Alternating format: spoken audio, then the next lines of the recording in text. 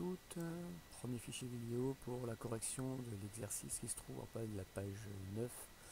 Je rappelle qu'on est sur le chapitre 13, nomenclature et isomérie. On a déjà commencé l'exercice avec la correction des 3 premières molécules. Je vais réexpliquer comment ça fonctionne et je vais faire la correction pour les 2 dernières molécules. Donc, pour mémoire, on est sur les stéréoisomères qui peuvent survenir lorsqu'il y a une double liaison entre deux atomes de carbone, comme c'est le cas ici. La condition pour qu'il y ait un stéréoisomère, c'est que d'un côté de la double liaison, il va y avoir 2 groupements différents.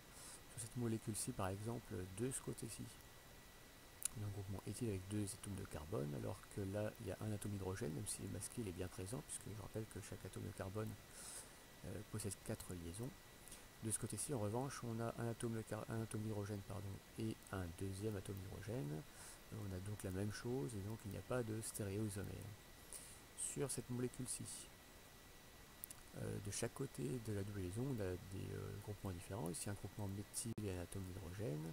De ce côté-ci, un groupement éthyle et un atome d'hydrogène. Donc, il y a forcément un stéréoisomère. Ensuite, pour savoir s'il s'agit de la molécule E ou Z qui est dessinée ici, il faut déterminer si le plus gros groupement, ça c'est les 2 gros groupements, se trouvent l'un en face de l'autre ou en opposition. Ici, on voit que le gros groupement qui se trouve du côté droit, si j'appelle ça à droite, il se trouve en haut, alors que le gros groupement, le méthyle, du côté gauche, il se trouve en bas. Donc ils sont en opposition, et donc ça c'est la molécule E. Pour cette troisième molécule qu'on avait aussi déjà corrigée, la double liaison est ici. On a le même groupement méthyle là, de chaque, en haut et en bas de ce côté-ci de la double liaison. Donc il n'y a pas de stéréoisomère.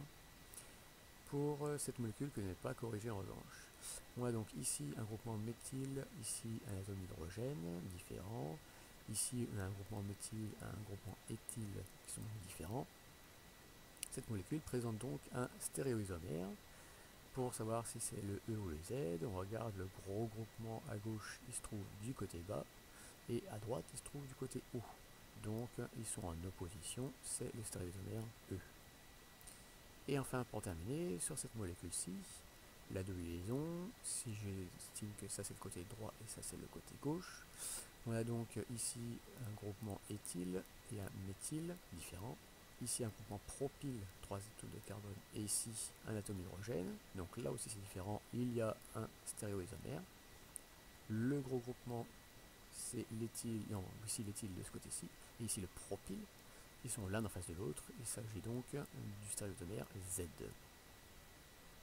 Voilà pour la correction de ce petit exercice. On se revoit, enfin on se revoit non, mais on va reprendre contact lundi matin à 8h30 pour discuter un petit peu de tout ça.